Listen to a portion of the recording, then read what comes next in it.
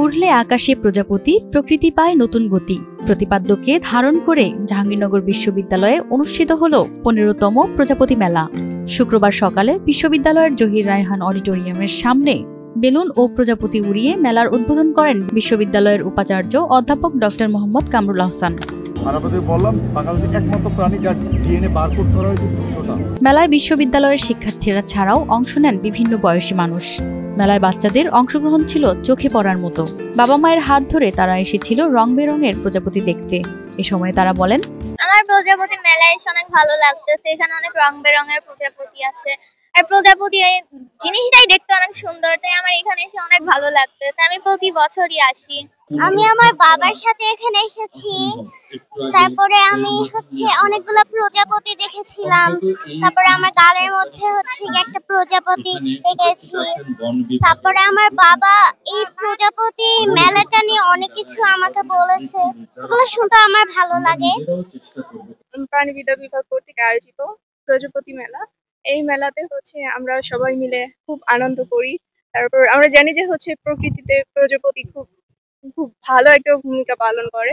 প্রজাপতি পরাগায়নে সাহায্য করে, পলিনেশনে সাহায্য করে, প্রকৃতির ভারসাম্য বজায় রাখতে প্রজাপতি সাহায্য করে, যেটা আমাদের এই প্রজাপতি মেলার মাধ্যমে আমরা তুলে ধরতে পারি প্রজাপতি আমাদের প্রকৃতিতে কতটা গুরুত্বপূর্ণ ভূমিকা পালন করছে।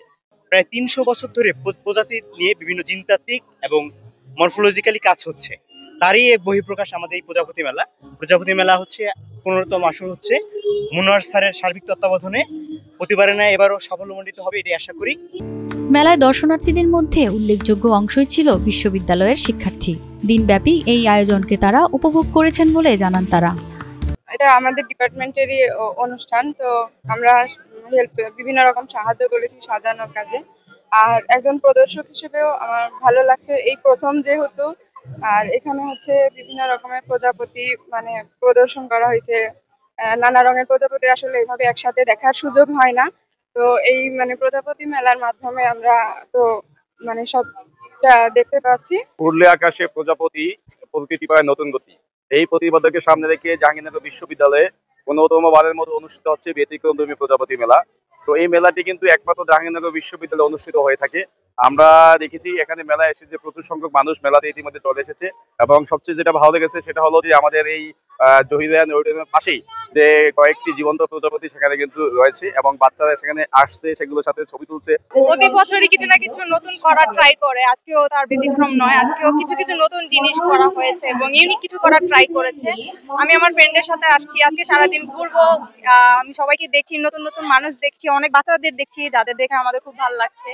আর জাহাঙ্গীরনগর বিশ্ববিদ্যালয়ের প্রজাপতি মেলা আমাদের মূল উদ্দেশ্য হচ্ছে যে প্রজাপতির মাধ্যমে আমাদের আজকে সারাদিনের যে অনুষ্ঠান সূচি আছে, বিশেষ করে শিশুদের চিত্রাঙ্কন প্রতিযোগিতা, শিশুদের বিতর্ক, শিশুদের বিভিন্ন ডকুমেন্টারি শো করা, র্যালি করা, এবং শিশুদেরকে বিভিন্ন পাপেট শোর মাধ্যমে প্রজাপতি প্রকৃতিকে কাছে নিয়ে আসা, যে আসুক প্রজাপতিকে ভালোবাসি, প্রজাপতি সংরক্ষণে আমরা এগিয়ে আসি।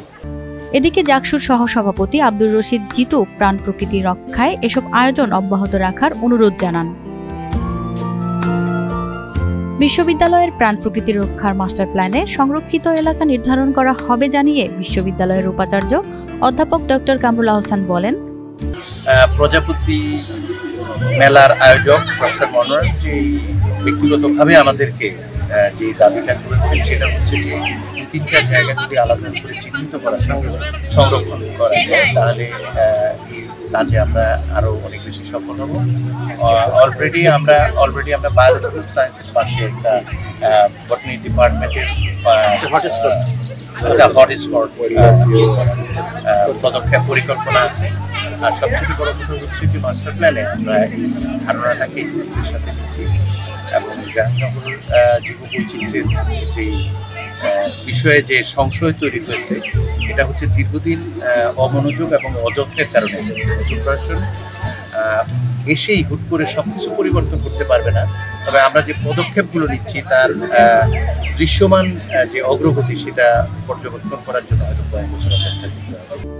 এবারের প্রজাপতি মেলায় প্রকৃতি সংরক্ষণে সার্বিক অবদানের জন্য বিশিষ্ট বন্যপ্রাণী বিশারদ ও সংরক্ষণবিদ ডক্টর আলী রেজা খানকে বাটারফ্লাই অ্যাওয়ার্ড প্রদান করা হয়।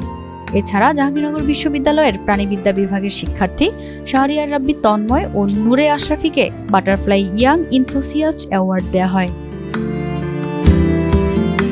পুরস্কার বিতরণী পরবর্তী র্যালি এবং চিত্র প্রদর্শনীর মাধ্যমে আনুষ্ঠানিকতা শেষ হয়।